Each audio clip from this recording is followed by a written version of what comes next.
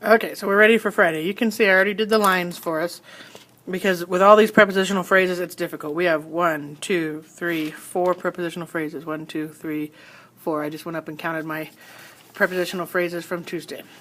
Okay, so I know I have enough.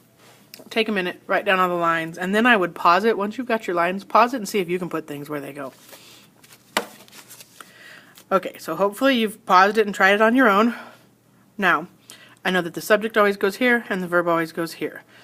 This is obviously the one that has more prepositional phrases in it, so it's going to be that first clause. There was no other like it in any of the stores. So like it. Nothing describes like it, so that must be the one that goes here.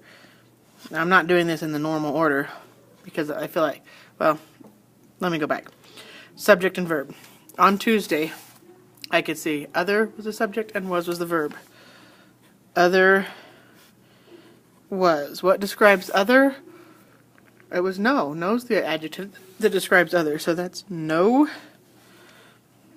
There, we already said it's an adverb describing where it was. No other was like it. There. Well, there's my adverb. Like it. In any or none of the stores. This preposition describes this noun or pronoun. So, does in any describe stores, or does of the stores describe any? So of the stores describes any. This is in, and this is any, and then you have of, and stores, and the. And the fact that there's a the here should have tipped you off. The of the stores goes here, because if this prepositional phrase were up here, you don't have a place to put the. Okay? So now, and, we know that's a conjunction, not really a part of either sentence, so it goes here in the middle. And then we have, she had turned all of them inside out. Well, I know inside out is going to go here because it's a prepositional phrase. I'm sorry, not inside out. Whoops, what am I thinking? Of them. And again, I did that in the wrong order just because for me, sometimes it's easier to get those prepositional phrases out of the way. So this, when I look at my help pages, when I see blank blank and then a line that comes down to it, look, it's subject, verb, and direct object.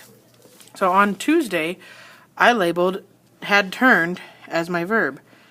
Had turned. I labeled she as my subject. I labeled all as my direct object. Does of them describe all? Yes. She had turned where? Inside out. Remember, we treated it like one word because they don't make any sense separate. And there you go. Friday's just a puzzle to put together.